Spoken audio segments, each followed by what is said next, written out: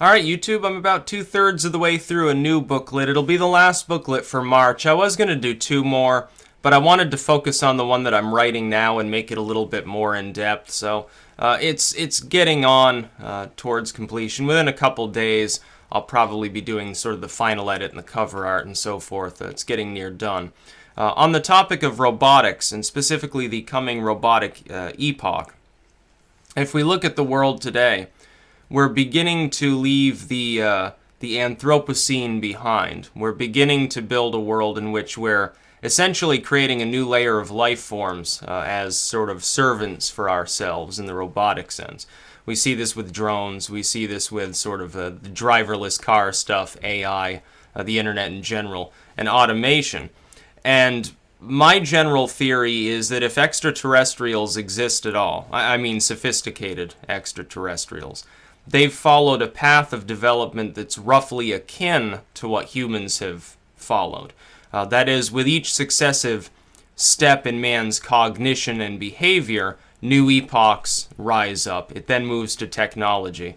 Certain technologies have to be made in order for additional epochs to be promulgated. For instance, man in the pre-hominid sense was little more than basically the same as a chimpanzee, sort of an ape-like ancestor that evolution talks about. Some people say, oh, we didn't evolve from them monkeys.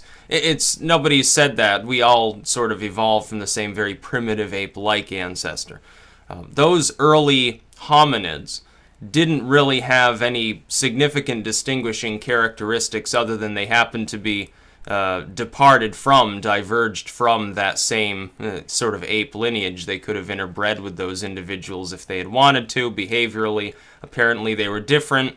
The grasslands hypothesis has been somewhat falling out of favor lately in favor of the patchy forest hypothesis. That is, that our ancestors inhabited some lightly forested coastal regions actually first, rather than this massive sort of steppe or Saharan wasteland in the middle of Africa. And what happens is that the first few advances made there are made passively by mimicry. It's through the innate process of mimicry. Essentially, one ape-like ancestor picks up a rock, bashes some enemy over the head, another hominid, something attacking them, like a saber-toothed tiger or something. I know that wouldn't be in Africa, but you get what I mean. Or maybe prey in order to consume the corpse once it's dead. Or consume it alive. Who knows what they were into. Some weird stuff in the human lineage. And others took this up through mimicry. At some point, some individual there with a slightly larger, dim awareness of the world around them realized that certain rocks, shaped in different ways, did different things. It could have been the result of self-injury. They picked up a sharp rock and then realized, I injured myself. Whoa, what'll this do to something else that I hit it with? And they kill another member of their tribe. Again, they kill prey or whatever. And pretty soon, it is realized, again, over the course of it probably took hundreds of thousands of years for any specific sort of primitive hominid tribe to begin replicating the behavior. They developed the hand axe because they realized, number one, rocks shaped a certain way work better than others. Number two, it's possible to simply take a rock, smash it on another rock, and sometimes it comes out looking about like that. They then, in the later periods, begin refining this and deliberately grinding them into that shape because they realize that it's a good shape. But ultimately, in order for later epochs to arise, we're talking like Copper Age culture, stuff like that, there has to be an externalization of the concept of ambition, an externalization of the concept of cause and effect, not necessarily direct experimentation for experimentation's sake, but the idea that you can improve upon things around you for various purposes has to be externalized. Therefore, it has to be communicated. There had to be an intellectual awareness, and there had to be the ability to communicate that awareness to others. Without that, it would have been impossible for us to ever leave the Stone Age. And so they did. That was developed again. In that early period, things are the result of dumb chance and mimicry. It took hundreds of thousands of years for that next epoch then to arise.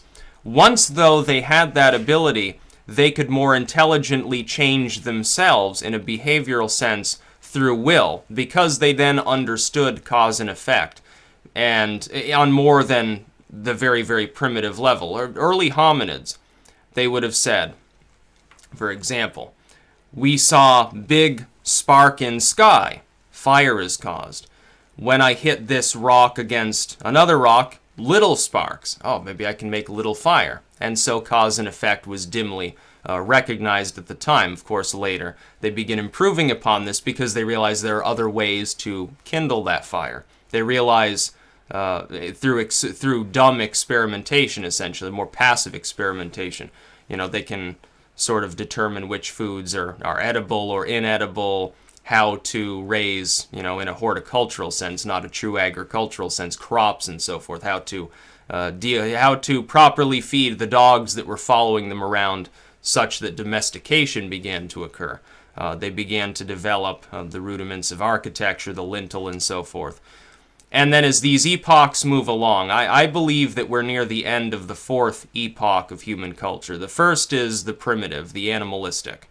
The second is the archaic. That's when you get sort of the Copper Age stuff, the late Paleolithic advances. Man is more now than an animal because behavior has changed, but it's all cultural.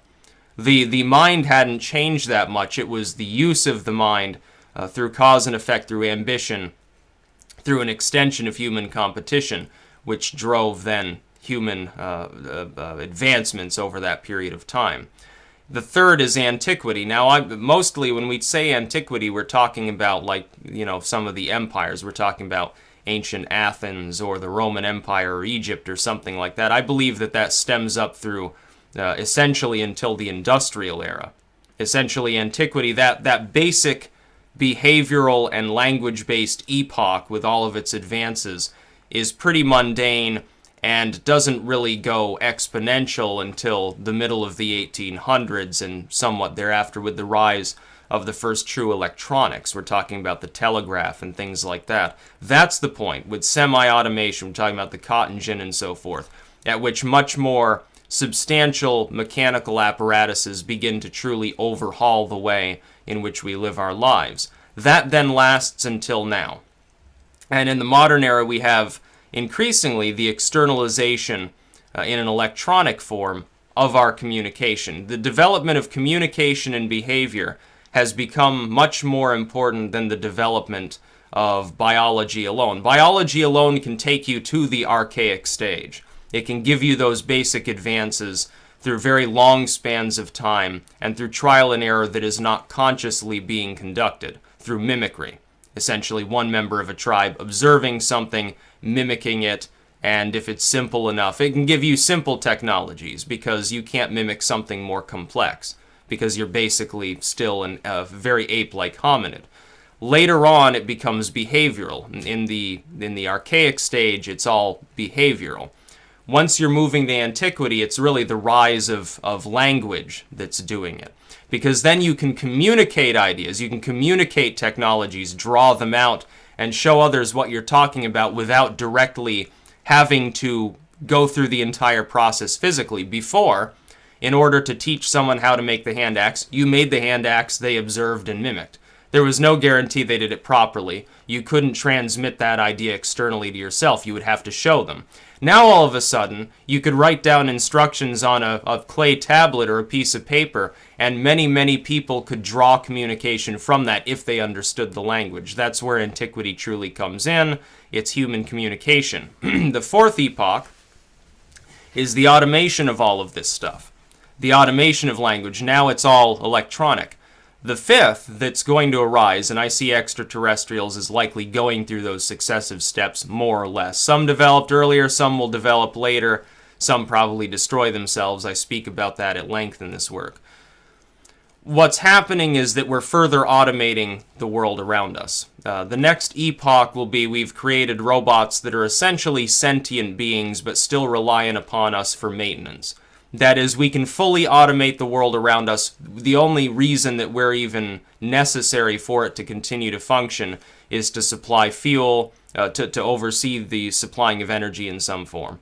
to maintain mechanical systems that haven't yet gained the ability to do so themselves, to replicate these systems.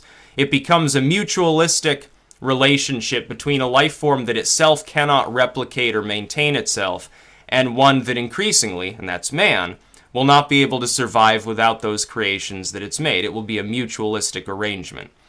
The final, presumably, epoch, before a totally new life form emerges, which will be some sort of robotic life, some sort of AI system, in a centralized or decentralized, or it might be literally a colonial system like an anthill, where there's one sort of super mind controlling everything else through a sensory apparatus, or they may be discrete individuals. It doesn't really make a difference. It's the same basic concept. They will be able to replicate themselves. Robots will create robots, essentially. Humans will become increasingly, I think, androids at that point.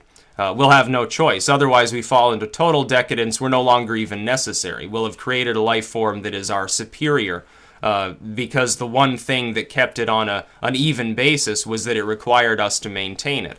But humans will improve upon that during the fifth epoch. It probably won't even take half a century to go all the way through that. Each epoch as well, this is an important statement, because dumb biology alone advances things very slowly. It's more stable, but it advances things easily.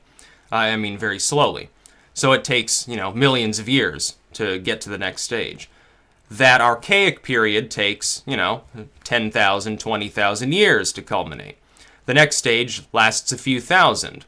The modern stage has been around for less than 2 centuries. The next stage, I predict, will be an even shorter period of time. We can see throughout history, if we're breaking things up according to these basic core categories and the advancements that come as the result of them, each step takes a smaller amount of time. It'll probably take half a century, maybe a century tops, for the fifth epoch to cap itself off, leading to the rise of a totally new synthetic life form. Now, does that mean that we should consider it to be just a robot, sort of a plaything? No, it's a new form of life. It's just one that happens to have arisen synthetically. It's one that was created by another life form. It makes us gods, essentially. Oh, it gets into some Paradise Lost sort of bullshit right there.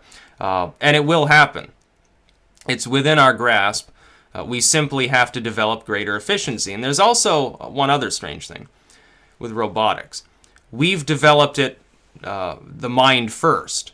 But with dumb biology, the mind is second. You have billions of years of evolution without a substantial change in the neural interface sort of used by our direct lineage. For very long periods of time, the mental capability remains roughly the same, even up through that primitive through archaic period. The human mind doesn't really change that much.